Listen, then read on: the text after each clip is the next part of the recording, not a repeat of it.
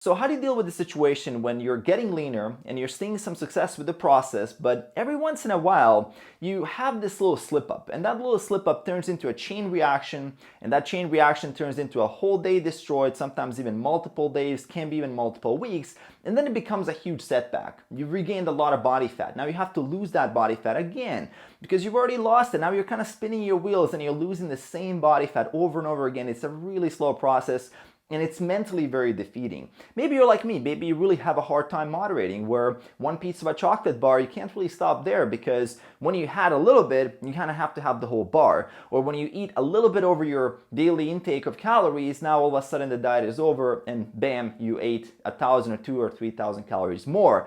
Basically, it's really hard to moderate and you're falling into this all or nothing thinking. So how do you deal with that? And the reason why I want to address this, I want to bring up this point because this is a psychological issue, and no quick fix like a supplement or some kind of little exercise that you add in your plan will correct this. This is an underlying issue that we need to address psychologically in order for you to solve this, and if you don't solve it, you're really going to have a hard time in your journey. You're not going to be able to make this a lifestyle.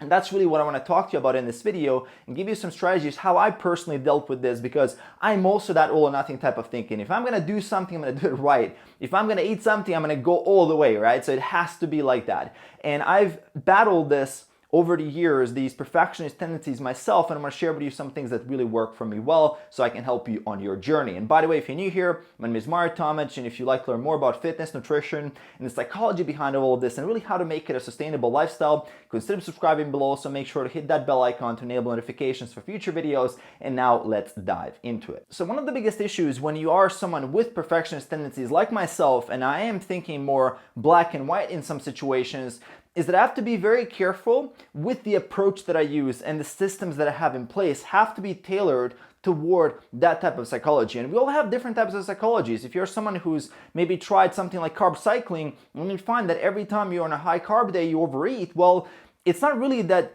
you are to blame. It's not your fault. I mean, I'm all about taking personal responsibility and extreme ownership, but maybe the carb cycling thing is not for you. Maybe if you tried fasting, like prolonged fasting, and it turns into a huge binge and you're not able to actually control yourself, your energy falls down or your focus or something, you might have a different psychology and physiology for that particular approach. So it's not necessarily your fault that this approach didn't work for you. So I see so many people blaming themselves instead of looking for better systems and for a better approach that actually works for them, because we're different. What works for me is not the same thing that's going to work for someone who's able to moderate and who's able to actually control themselves. Like if I have peanut butter in the house, I'm going to overeat. Like you can't just tell me, Mario, why don't you have half a tablespoon? It's not going to work. I know, because every time I tried it, it didn't work and I fell off track and I ate the whole damn thing, right? So what ends up happening is that if I don't really understand that I have certain trigger foods, that I have certain situations that I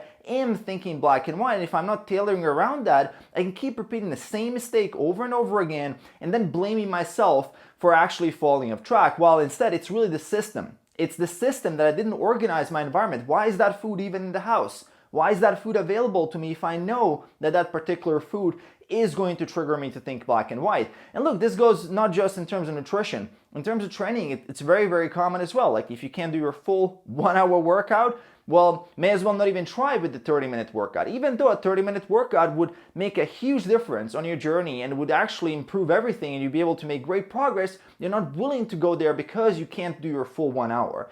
And generally, black and white thinking, if you're thinking 50 calories, oh, the diet is over, and the world, like, now I have to eat, and then you overeat because the plan is over and you eat 5,000 calories, well, it's not the 50 calories that was the problem. You were still in a deficit. You would have still made a lot of progress that week. No, it's the 5,000 calories that you just had that actually is a setback. So really, thinking black and white, if you have these tendencies, if you're someone like myself, first off, you need to recognize in which domain is this happening. So recognize, okay, are there foods that I have, are there some trigger foods around the house? What's going on? Then tailor the system around that. Maybe like myself, what worked for me really well is that you might respond to having more stricter rules and having systems and boundaries in place versus, again, someone who might be a moderator. So if you can actually moderate and stay at one piece of a chocolate bar, for you, maybe having rules like no chocolate bar around may feel like it's very restrictive.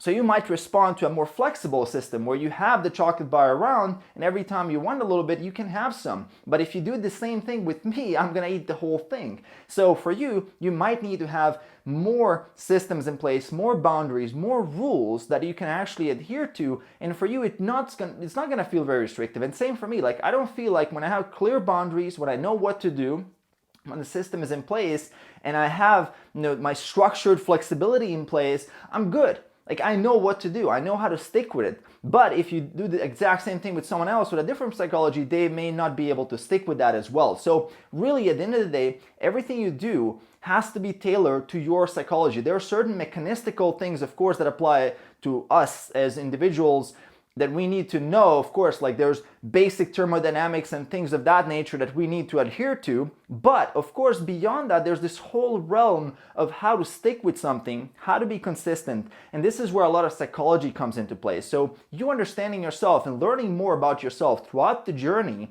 and even looking at your psychology, not just at the physiological side of things, is really critical, not just for this area of your life, but also every area of your life. Like you need to be able to recognize if you're procrastinating, you need to be able to recognize if you're slacking, you need to be recognizing what are your mental struggles, mental flaws that you can work on, not just physical stuff, because the mental stuff matters a lot. And so if you're ignoring this, you're gonna fail. Ultimately, you're gonna keep repeating the same mistake over and over again instead of looking for ways that you can actually tailor things for yourself. And look, this is not easy. Like this does not happen overnight. It happens through mistakes. Like you will fall off track sometimes. And look, you have to really find systems that will work specifically for you the best. And then over time, you can learn some moderation in some cases. Like I've learned, like I'm very consistent with pretty much everything except peanut butter. Like there are a couple of foods like that, but look, I'm not gonna make the mistake of not going to the gym with that 30-minute workout if I have only 30 minutes instead of my regular workout, right? So I'm not gonna make that mistake, but there's still things that I'm very careful with. There's still things I know about myself that I have to tailor my approach toward to make sure that I can be consistent. And that's really what I urge you to explore your own psychology, explore how you think, how you make decisions, and how you can really leverage that in order to create something that works best for you. I'm gonna actually leave a video here at the end that's gonna give you more ideas and more strategies about getting leaner and how to actually successfully transition to this lifestyle. So check out those strategies. Other than that, I'm gonna also leave a link in the description below if you wanna work with me as a mentor and as a coach. Check out that link for all the details. Check out that video and I'll see you there.